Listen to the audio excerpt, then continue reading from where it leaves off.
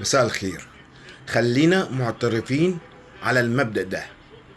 غلط الأهلي بيتقال عليه صح، وصح الفرق التانية بيتقال عليهم غلط. تمام؟ لو هنقارن ما بين ضربة الجزاء بتاعة الأهلي اللي اتحسبت على الاتحاد ظلما وعدوانا، وهنقارن ضربة الجزاء اللي متحسبتش على الأهلي مع سيراميكا كليوباترا. تمام؟ زي انا قلت لحضراتكم، الصح بتاع الفرق التانية بتقولوا عليه غلط، والغلط بتاع الاهلي بتقولوا عليه صح. انا مش عارف ليه انتم مستمرين تجاملوا الاهلي على حساب الفرق التانية.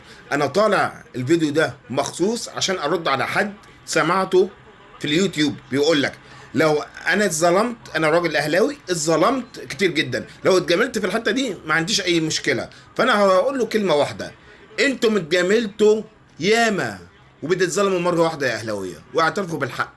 انا مش زملكاوي ولا اهلاوي، بس انا عايز اشوف كرة حلوة، عايز اشوف 20 بطل مش بطل واحد، عايز اشوف الدوري بتاعي احسن من الدوريات الاوروبية.